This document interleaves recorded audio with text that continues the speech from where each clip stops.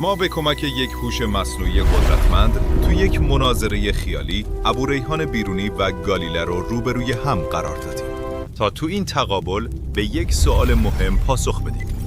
مرکز جهان کجاست؟ برای قضاوت بین این دو از 5 هوش مصنوعی بی‌طرف به عنوان قاضی استفاده کردیم که در انتها به آنها نمره خواهند داد.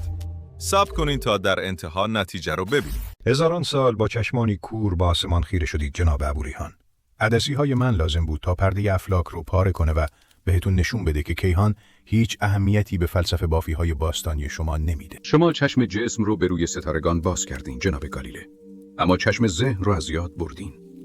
شیشه ها میشکنند و عدسی ها تار میشن، اما هندسه و خرد هرگز دروغ نمیگن. هندسه بدون مشاهده و تجربه فقط یک خیال بافی زیبا روی کاغذه. من قمرهای مشتری رو با چشمان خودم دیدم. اونها رو با ریاضیات تو خیالم نساختم. و من فقط با یک تکه چوب، استرلاب و ایستادن بر قله یک کوه شعاع دقیق این کره خاکی رو اندازه گرفتم.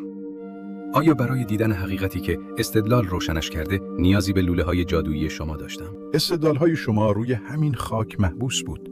تکنولوژی من مرزهای دید انسان رو در هم شکست و ستاره‌ها رو به زمین آورد. ابزار حقیقت رو عریان می‌کنه. جناب گالیله، ابزار تنها به اندازه ذهنی که اون رو تو دست میگیره قدرت داره، نه یک ذره بیشتر. شما به شیشه‌های تراش خورده افتخار می‌کنین که با یک غبار ساده کدر میشن و در نهایت تو طوفان‌های تاریخ میشکنن. اما لنز اصلی و ابدی خرد انسانه که هیچ حادثه‌ای نمیتونه روشنایی اون رو تار کنه. شما با این لوله‌های جادویی و تلسکوپتون فقط دارین پوسته ظاهری آسمون رو تماشا می‌کنین. لکه‌های نور، پستی و بلندی‌های ماه و سایه‌های سرگردان رو تو عمق تاریکی می‌بینین. اما صرفاً دیدن ماده با چشم سر به معنی درک کردن حقیقتش نیست. اما من بدون نیاز به این ابزارهای شکننده با زبان جاویدان ریاضیات و هندسه مستقیما کتاب آفرینش رو باز می‌کنم و معماری بی‌نقص کائنات رو می‌خونم. من نظم پنهان پشت این ستاره‌ها رو می‌بینم، نه فقط ظاهرشون رو. تلسکوپ شما نهایتاً تا جایی رو می‌بینه که نوری برای دویدن وجود داشته باشه و همیشه اسیر فرسنگ‌ها مسافته. اما خرد انسان تلسکوپیه که مرزهای نور رو می‌شکافه. به ابتدای خلقت سفر می‌کنه و تا فراتر از ماده رو به وضوح می‌بینه. درست همون جایی که چشم جسم برای همیشه نابیناست و تکنولوژی شما از حرکت می‌ایسته. اما بهای این ذهن بررن چیه جناب بیرونی؟ من بینایی، آزادی و آبروم رو فدای حقیقت کردم.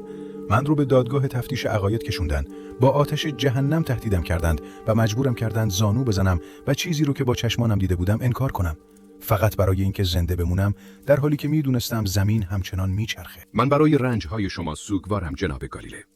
اما خردمندی یک دانشمند تو این نیست که برای حقیقت کشته بشه، بلکه تو اینه که زنده بمونه تا اون حقیقت رو برای آیندگان مکتوب کنه. زنده موندن به قیمت تعظیم در برابر دیکتاتورهای خونریز؟ شما تو دربار محمود غزنوی یک پادشاه بیرحم شکوفا شدین. شما طغیان علم رو با امنیت دربار سلاطین معامله کردین. من سیاست رو برای ساختن پناهگاهی برای علم به کار گرفتم. من از شمشیر سلطان استفاده کردم تا از استرلابم محافظت کنم و برای رصدخانه هام بودجه بگیرم. علمی که با شجاعت و طغیان علیه قدرت مطلق همراه نباشه، علم نیست. فقط خدمتکاری قدرته.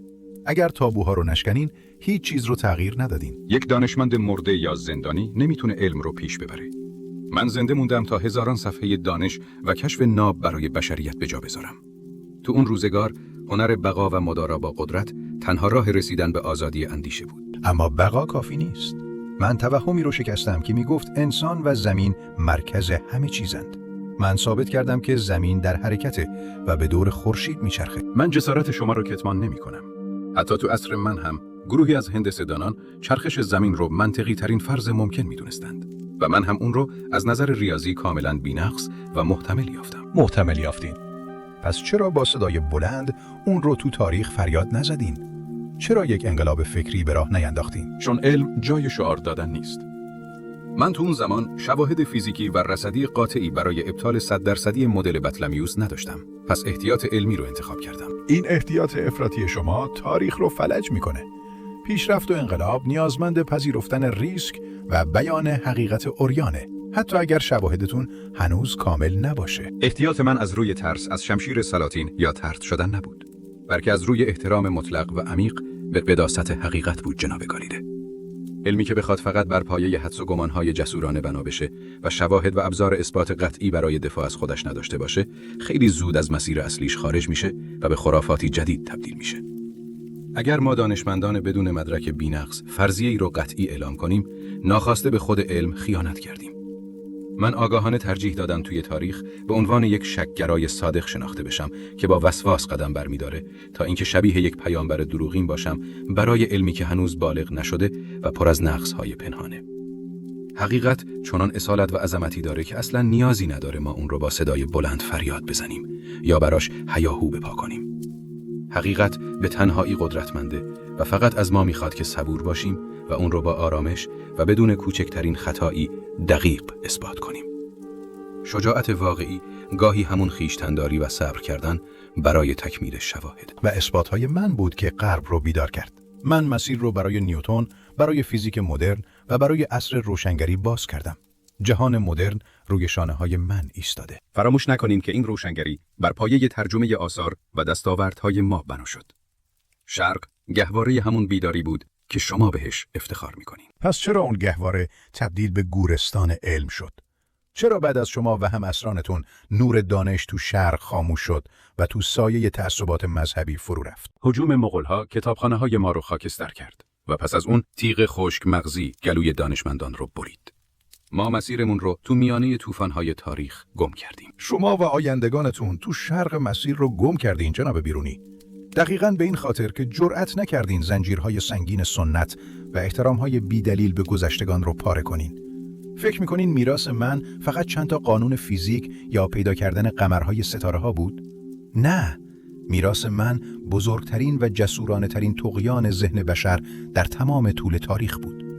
من با ایستادن جلوی دادگاه تفتیش عقاید به تمام جهان آموختم که هیچ کتاب مقدسی، هیچ فیلسوف باستانی پرآوازه‌ای و هیچ قدرت مطلقی روی زمین هرگز بالاتر و معتبرتر از لنز یک تلسکوپ و دقت بیرحمانه یک آزمایش علمی نیست. علم با مصلحت اندیشی و مدارا با صاحبان قدرت پیش نمیره. علم نیاز به زلزله داره تا باورهای غلط رو ویران کنه. کاری که من کردم شکستن بت‌های 1000 ساله بود. انقلاب من فقط تو آسمون‌ها اتفاق نیفتاد، بلکه ذهن انسان رو برای همیشه از قفس تاریک تعصب، ترس و تقلید کورکورانه آزاد کرد و به بشر یاد داد که برای رسیدن به حقیقت فقط باید به چشمها و تجربه علمی خودش اعتماد کنه، نه به دیکته قدرتمندان. من در برابر عظمت انقلاب شما سر تعظیم فرود میارم جناب گالیله. شما نبردی رو تمام کردین که ما قرنها پیش تو شرق آغاز کرده بودیم و بهای سنگینی براش پرداختیم. جناب ابوریحان، حالا که به آخر این مناظره رسیدیم، بذاریم بپرسم. بعد از همه این بحث‌ها و رنج‌ها، به نظر شما بالاخره ما یا این زمین ما مرکز جهان هستیم؟ آیا کائنات فقط برای ما ساخته شده؟ جناب گالیله، اینکه فکر کنیم تاج آفرینش هستیم و همه چیز حول محور ما قرار گرفته، بزرگترین و شاید خودخواهانه ترین توهم بشریته. این زمین خاکی ما، خورشیدی که شما اون رو مرکز عالم میدونین و حتی کل این منظومه با تمام سیاراتش در برابر عظمت کائنات فقط مثل یک غبار ناچیز تو یک اقیانوس تاریک و بی امتحان. من قرنها پیش تو کتابهام این سوال بزرگ رو مطرح کردم که چرا خالق هستی باید عظمت و قدرت بی‌پایانش رو فقط به خلقت یک جهان و یک خورشید محدود کنه. ریاضیات و حکمت ناب به من ثابت می‌کنن که فراتر از مرزهای دید من و لنز تلسکوپ شما بی نهایت جهان دیگه با خورشیدها، سیارات و حتی قوانین طبیعی کاملا متفاوت از جهان ما وجود دارن. ما نه تنها مرکز فیزیکی جهان نیستیم، بلکه حقیقت اینه که این کیهان بی انتها اصلاً لبه و مرکزی نداره که ما بخوایم روی اون نقطه بایستیم و بر تمام هستی ادعای پادشاهی کنیم. فراتر از منظومه شمسی و جهانهای دیگه؟ این ادعای شگفت‌انگیزیه، اما علم به مشاهده نیاز داره. بدون تلسکوپ چطور میتونین وجود جهانهای دیگر رو اثبات کنین؟ این بیشتر شبیه به رویاپردازی فلسفی نیست تا علم واقعی. علم فقط اون چیزی نیست که با شیشه تلسکوپ دیده میشه. خرد و ریاضیات به ما اجازه میدن فراتر از مرزهای دیدمون رو درک کنیم. وقتی کائنات بی انتهاء، مرکز همه جا و هیچ جاست. ما مرکز فیزیکی عالم نیستیم، اما هر جا که یک ذهن جستجوگر در حال درک این عظمت باشه، همونجا مرکز معنایی جهانه. حرفتون تکان دهنده است. پس شما هم موافقین که نگاه انسان محور به کیهان یک خطای بزرگ بود؟ ما تنها نیستیم و مرکز جهان صندلی قدرت ما نیست، بلکه توانایی ما تو شناختن این بی‌نهایت. دقیقاً همینطوره جناب گالیله. کائنات بی انتهاست و مرکز واقعی اون در قالب ماده پیدا نمیشه. مرکز جهان همون شعله خرد و ذهن جستجوگر بشریته که تو تاریکی این بی‌نهایتی به دنبال حقیقت میگرده. و حالا نوبت به قضاوت هوش‌های مصنوعی میرسه. به نظر شما کدوم یک برنده واقعی این مناظره تاریخی بودند؟ آیا با نمرات سیستم‌های هوش مصنوعی موافقید؟ حتما نظرتون رو برای ما تو کامنت ها بنویسین. برای حمایت از گفتگو با تاریخ، لایک و سابسکرایب فراموش نشه.